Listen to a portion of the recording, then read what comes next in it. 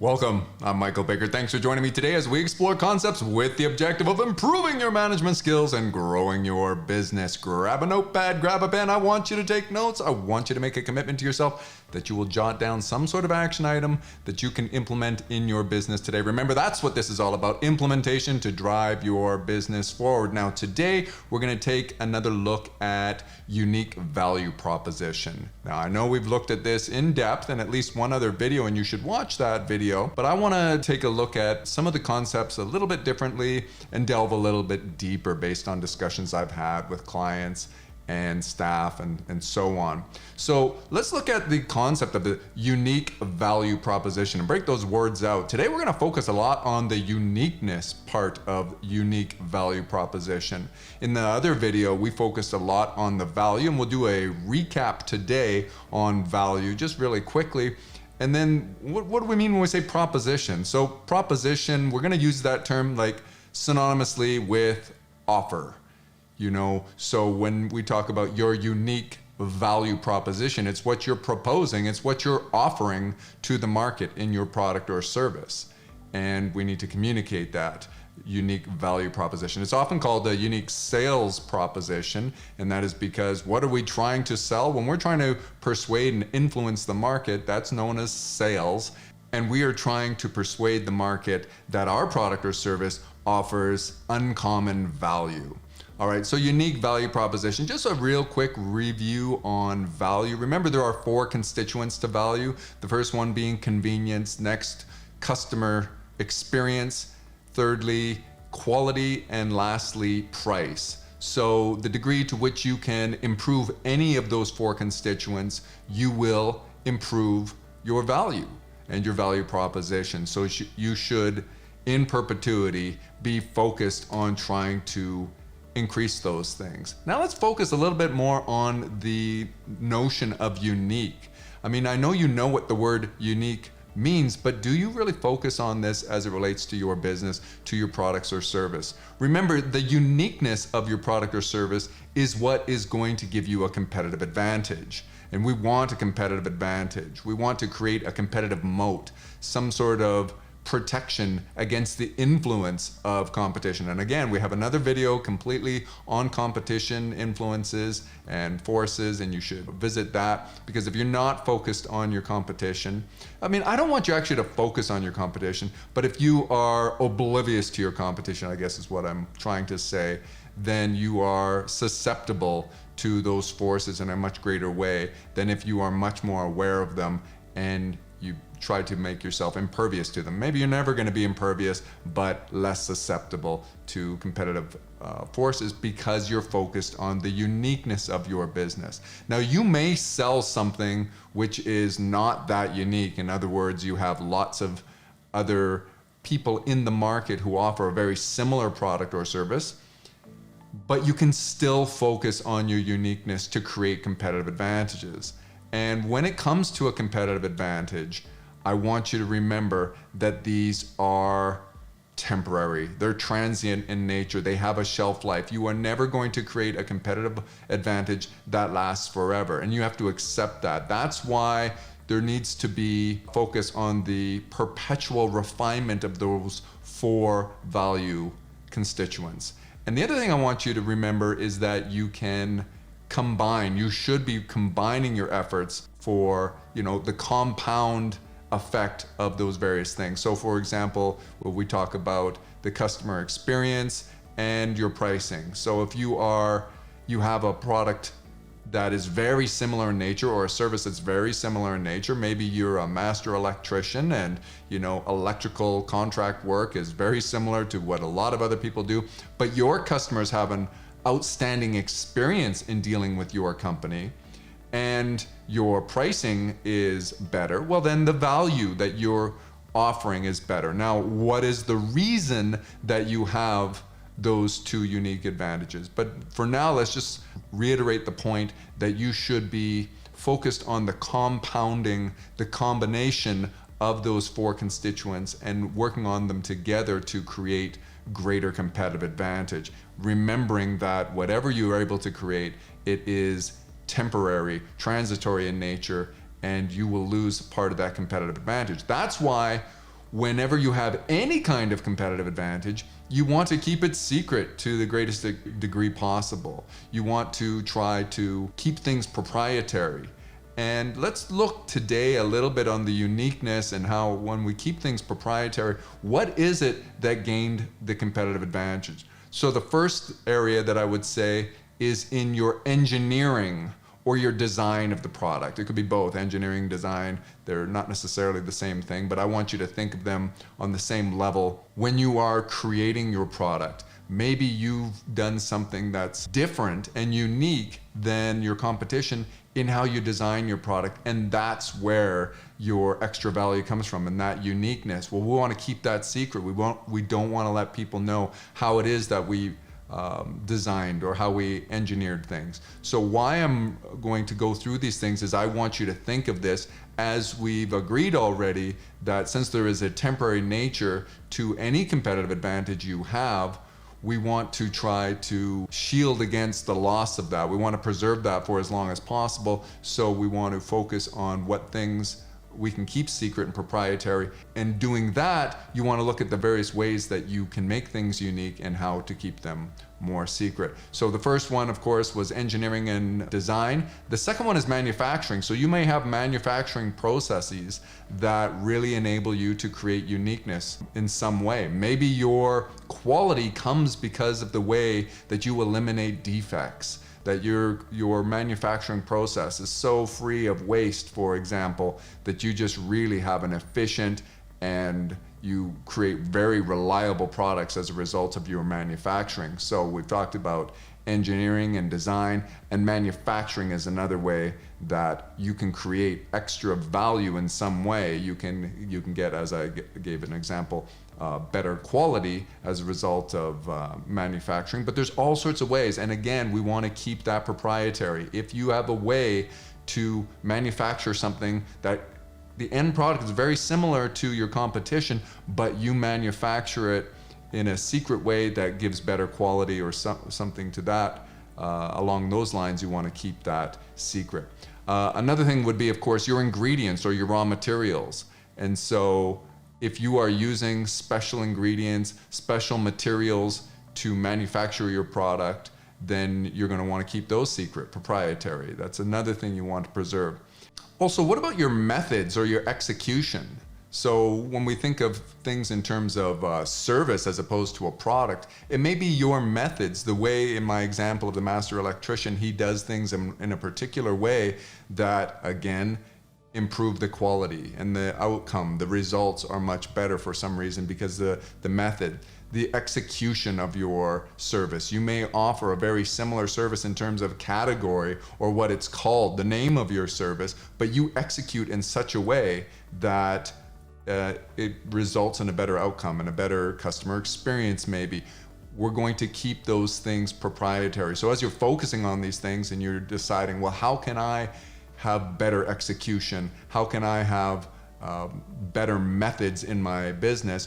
Then the other thing you want to focus on is making sure that you keep those proprietary secret. And that can be challenging, especially if you have a lot of the team involved and you've got to train the team. If you have some employee churn or turnover, then the competition may have access to this. And again, we accept all of these things are temporary in nature. And then once again, just like we said with the constituents of value, these various things that I went through that can add to the uniqueness that you want to keep proprietary, we also want to consider combinations thereof. So you might have a superior design as well as a superior manufacturing process. Maybe the design is what enables the manufacturing process, or you might have the combination of better engineering and a better material that you use that creates better quality, a better outcome, a better result. And it may very well be, once again, the engineering may be what enabled you to be able to use a different material than what is commonly used for similar products. And so think again, just like we did with the constituents of value, when we talk about the proprietary nature and the way of creating uniqueness, think again about combinations thereof and how can you combine these things in a compound nature to give you a greater competitive advantage, more uniqueness, and how are you going to keep this proprietary? The more that it's, as I say, compound or a combination of these things, the more difficult it is for the competitors sort of to reverse engineer and know exactly what you're doing, especially if these things are really seemingly trivial in nature, very small improvements, little things that you've done, but you add up a lot of them can make a huge impact. And it can be very easy, well, maybe not easy, but it can be a lot more doable. It can be a lot more realistic to keep these things proprietary in nature and extend that shelf life, extend the length of time that you will have this competitive advantage due to that proprietary nature. Because it's very difficult for people to figure out all the little small improvements you do. And that's where the combination of those various things, manufacturing, design, engineering, materials, methods, and execution, combine all of those things to create proprietary, unique advantage for your business, your product, or service. Of course, if you've done a lot of research and development and you've created something completely unique, then you may be able to patent it, and you may be able to gain some legal protections against the competition infringing on your product or service. And when we think about something being patented, the definition I like to think of is that you are applying proprietary formulae that produce provably novel results. And I say provably because you will have to demonstrate to a patent office that your outcome, what you say, what you claim it can do, nothing else can do. First of all, it has to be substantiated. You have to be able to prove that it can do what you say it can do. And secondly, it's got to be novel. No one else can have already produced a product that does that, or you won't be able to get your patent. And even if you have a patent, you still have a shelf life. Most patents, maybe 25 years or about the longest you'll be able to rely on a patent. But most of the people viewing this video probably don't have a patent on their product, or maybe you do sell things that you have multiple patents on because you are a franchise or you are a reseller of something for a much bigger organization. But the cost involved in getting a patent can be very prohibitive for many small businesses. And so I think most of you will want to work on your proprietary nature of your product and keeping things secret. That is to say that it may not be patentable, it may not be something that's completely novel, but it's your combinations that we talked about that give you the uniqueness and the superior outcome. And even if you do have a patent, there's no guarantee that someone's not going to copy it, because the onus is on you. This is a civil matter. It's not a criminal offense to patent infringe. It's a civil matter, and that can happen internationally. It could be someone in a different country. Your patent may only extend to a particular country, but you may have a global patent. And even with that, a bigger company could come around and just start using the technology and say, well, no, we believe that we created this. Now you're in a legal battle, and maybe they're going to, put you under by drowning you in legal expenses and everything. So patents are not the be-all, end-all. Great if you can get them and great if you can enforce them. But I think for most of you, it's going to be far more realistic to focus on the combinations of the constituents of value and how you can create competitive advantages through the applications of design, engineering, manufacturing, your ingredients, and your masterful execution methodologies, this kind of thing. And speaking of masterful execution, that's the next thing on my list, is how you can be unique. Sometimes it's because of your masterful execution. And why? How could you execute something very masterfully better than the competition? It could be because you have specialized knowledge. You have an incredible amount of insight and knowledge into a particular area that your product and service is derived from, or you have uncommon skill or talent. So I think of some healthcare professionals, for example, maybe their diagnostic ability, maybe they have the steady hand, or for a chiropractor that just has really great technique. Not all professions are created equal. Not all individuals within a given profession, I should say, are created equal. And those that have invested more time to gain greater bit of knowledge, they're going to be usually able to execute their craft better. Or again, for those of you who are just particularly talented, you may have done a really good job of aligning what it is you do with your natural gifts, your God-given talents.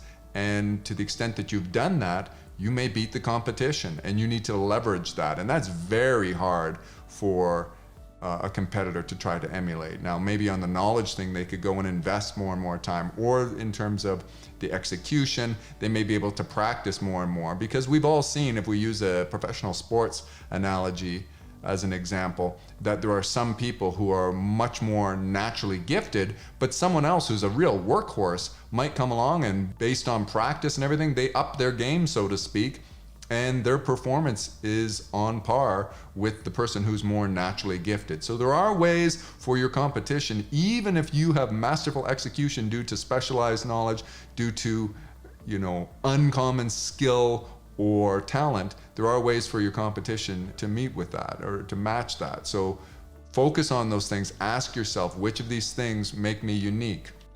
The last really important point I want to make about unique value proposition is that it needs to be perceptible or demonstrable.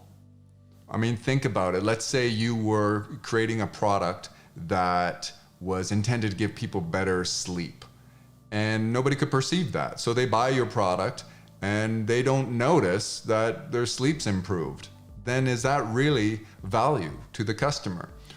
Well, it could be if it's demonstrable. If you can demonstrate that even without perceiving it, we have the research done in these sleep clinics, and we're able to show that a person goes quicker through the various phases of sleep and enters their rapid eye movement, their REM sleep level for much quicker and for greater, and they dream better or more or whatever it happens to be, and you've got double-blind independent studies that show that, then you can still have, you can demonstrate that value you're talking about. But you can appreciate what I'm saying here. Things need to be perceptible. Your customers need to either be able to perceive the uniqueness and the advantage of that, or the benefit that is created by your unique features, or it has to be demonstrable. You have to be able to prove it in some way. So think about your product and service. If you say that you're unique and you have value because of something, do people actually perceive that? And if they do, maybe they're giving you testimonials and reviews. And that takes me to the last point I want to make here, which is the proposition thing. As we're making an offering, our product offerings, we have to communicate this. This proposition is something, the unique value proposition is something that you have to propose, you have to offer, you have to communicate to your target market. And if something that you offer has great value and it's perceptible, then make sure that you're saying that. You will notice within the first time you try this, or you'll be able to tell immediately, whatever the case may be. I mean, if you're selling a supplement, I think of supplements or medications or whatever, people are going to expect to notice a difference that they're taking that.